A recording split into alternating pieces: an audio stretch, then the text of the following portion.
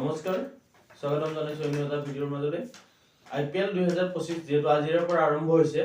আজি ৰয়েল চ্যালেঞ্জাৰ্ছ বেংগলোৰে জয়েৰে যাত্ৰা আৰম্ভ কৰিছে আজি যেহেতু IPL ৰ প্ৰথমখন মেচ ৰয়েল চ্যালেঞ্জাৰ্ছ বেংগলোৰ আৰু কলকাতা নাইট ৰাইডাৰ্ছৰ মাজত আছিল কলকাতা ইডেন গাৰ্ডেনত ৰয়েল চ্যালেঞ্জাৰ্ছ বেংগলোৰে কলকাতাক 7 উইকেটত পৰাস্ত কৰে আজিৰ প্ৰথম মেচত আৰু জয়েৰে যাত্ৰা আৰম্ভ কৰে ৰয়েল চ্যালেঞ্জাৰ্ছ বেংগলোৰ বা বিৰাট কোহলি বাহিনীয়ে আজিৰ মেচখন এনেকুৱা আছিল যে প্ৰথমে টছত জিকি ৰয়েল চ্যালেঞ্জাৰ্ছ বেংগলোৰৰ কেপ্টেইন ৰজত পাটিদাৰে প্ৰথমে বোলিং কৰাৰ সিদ্ধান্ত লয় আৰু কলকাতা নাইট ৰাইডাৰ্ছে প্ৰথমে বেটিং কৰে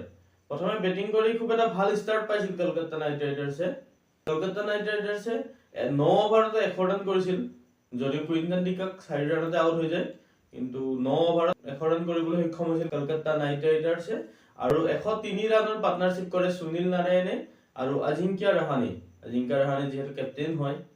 আজি আজিংক্য ৰাহানে 21টা বলত অৰ্ধশতক কৰে খুব এটা বিস্ফোৰক ইনিংছ খেলে প্ৰথম 9 ওভাৰতে 100 ৰান কৰিবলৈ সক্ষম হৈছিল কলকাতাই আজি আজিংক্য ৰাহানে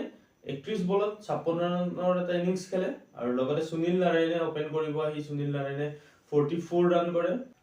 য'ত নেকি সুনীল নাৰায়ণৰ ইনিংছত 5টা 4 আৰু 3টা 6 আছিল খুব এটা বিস্ফোৰক ইনিংছ খেলে সুনীল নাৰায়ণে কেকেআৰে খুব এটা ভাল ষ্টাৰ্ট পাইছিল 9 ওভাৰত যদি 100 ৰান কৰা হৈছিল কিন্তু শেষত যিদৰে ৰান কৰিব লাগিছিল কলকাতা নাইট ৰাইডাৰ্ছে শেষত কৰিব নোৱাৰিলে মাজতে এনেকুৱা এটা হৈছিল যে 200 210 20 ৰান কৰিব বুলি ভাবিছিল কলকাতা নাইট ৰাইডাৰ্ছে আৰু হেতু হিকটিত গৈ থকা হলে 200 প্লাস ৰান হ'ল হয় কিন্তু শেষৰ বেটসম্যান সকলে বৰ বিশেষ কৰিব নোৱাৰিলে আজি ৰাসেল 4 ৰান কৰি আউট হয় আৰু লগত ৰিংকু সিঙে 12 ৰান কৰে বৰ বিশেষ কৰিব নোৱাৰিলে আৰু শেষত ৰঘুবংশীয়ে 30 ৰান কৰে আৰু কলকাতা নাইট ৰাইডাৰ্ছক 174 ৰানলৈ লৈ যায় যেহেতু পিচখন হিচাপত 174 ৰান কম 200 প্লাস হোৱা হলে খুব এটা ভাল আছিল কিন্তু 174 ৰানলৈ লৈ যায় লগতে ৰয়েল চ্যালেঞ্জাৰ্ছ বেংগলোৰৰ বোলাৰসকলে আজি খুব ভাল প্ৰদৰ্শন কৰিছে ৰয়েল চ্যালেঞ্জাৰ্ছ বেংগলোৰৰ হৈ কৃণাল পাণ্ড্যাই 4 ওভাৰত 29 ৰান দি 3টা উইকেট ল'বলৈ সক্ষম হয় কাৰণ আজি কৃণাল পাণ্ড্যাই খুব ভাল বল কৰে কাৰণ 3টা উইকেট ল'বলৈ সক্ষম হয় যেটো পেক থ্ৰু ইম্পৰ্টেন্ট মাজত যেতিয়া উইকেট লাগিছিল কৃণাল পাণ্ড্যাই উইকেট লৈ দিছিল ৰয়েল চ্যালেঞ্জাৰ্ছ বেংগলোৰক আৰু কৃণাল পাণ্ড্যাক player of the match award দিয়া হৈছে কাৰণ খুব এটা ভাল বোলিং প্ৰদৰ্শন আগবঢ়োৱাৰ বাবে প্লেয়াৰ অফ দা মেচ পাবলৈ সক্ষম হৈছে কৃণাল পাণ্ড্যাই আৰু লগতে জছ হেজেলউডে 2টা উইকেট ল'বলৈ সক্ষম হয় 4 ওভাৰত 22 ৰান দিয়ে আৰু 2টা উইকেট ল'বলৈ সক্ষম হয় আৰু কলকাতা নাইট ৰাইডাৰ্ছে 174 ৰান 8 উইকেটত কৰিবলৈ সক্ষম হয় ৰয়েল চ্যালেঞ্জাৰ্ছ বেংগলোৰে 175 ৰানৰ টাৰ্গেট চেজ কৰিব আহি ষ্টাৰ্টিং খুব এটা ভাল পাইছিল আৰু লগতে পাৱাৰ প্লেত যথেষ্টখিনি ৰান কৰিবলৈ সক্ষম হয় বেংগলোৰে আৰচিবিয়ে 8.2 ওভাৰতে 95 ৰান কৰিবলৈ সক্ষম হয় আৰু এটাও উইকেট নেহেৰুৱাকে খুব এটা দীঘলীয়া পাৰ্টনাৰশ্বিপ চলে ফিনচল্ট আৰু বিৰাট কোহলিৰ মাজত ফিনচল্টে 56 ৰানৰ ইনিংছ খেলে মাত্ৰ 31টা বলত য'ত নেকি 9টা 4 আৰু 3টা 6 আছিল ফিনচল্টে খুব এটা বিস্ফোৰক আৰম্ভণি দিয়ে আৰচিবিৰ হৈ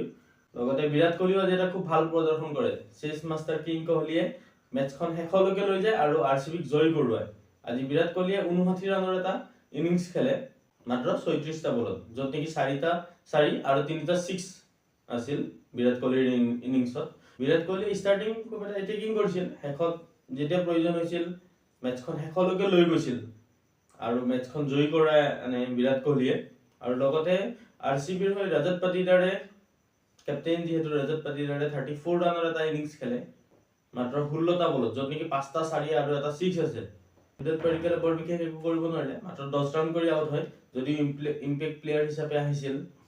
আৰু শেষত লিয়াম লিভিংষ্টনে 5 বলত 15 ৰান কৰি মেচখন জয় কৰায় 22 বল থাকোতেই আৰচিবিয়ে মেচখন জয় হ'বলৈ সক্ষম হয় 7 উইকেটত আপোনালোকে কি বুলি ভাবে যে মেচখন ক'ত টাৰ্নিং পইণ্ট হ'ল সুনীল নাৰায়ণে 4 ওভাৰত 27 ৰান দি এটা উইকেট লয় আৰু লগতে বৰুণ চক্ৰৱৰ্তীয়ে 4 ওভাৰত 43 ৰান দিয়ে আৰু য'ত নেকি মাত্ৰ এটা উইকেট ল'বলৈ সক্ষম হয় বৰুণ চক্ৰৱৰ্তীয়ে ষ্টাৰ্টিং উইকেটটো ল'বলৈ সক্ষম হয় ফিনচল্টৰ তাৰ বাহিৰে বৰ বিশেষ একো কৰিব নোৱাৰিলে বৰুণ চক্ৰৱৰ্তীয়ে আৰু আপোনালোকে কেনেকুৱা পালে মেচখন চাই বিৰাট কোহলিৰ ইনিংছটো চাই আপোনালোকে কমেন্ট কৰি জনাব পাৰে আৰু কাইলে মেচ হ'ব আইপিএলৰ যেহেতু সেকেন্ডখন মেচ হ'ব সানৰাইজাৰ্ছ হায়দৰাবাদ আৰু ৰিয়ান পৰাগৰ টিম ৰাজস্থান ৰয়েলছৰ মাজত 3:30 বজাত আৰু দ্বিতীয়খন মেচ হ'ব চেন্নাই ছুপাৰ কিংছ আৰু মুম্বাই ইণ্ডিয়ানছৰ লগত মেচখন আৰম্ভ হ'ব 7:30 বজাত আপোনালোকে মেচখন চাব পাৰিব ভিডিঅ'টো যদি ভাল পালে লাইক কমেণ্ট কৰি দিব আৰু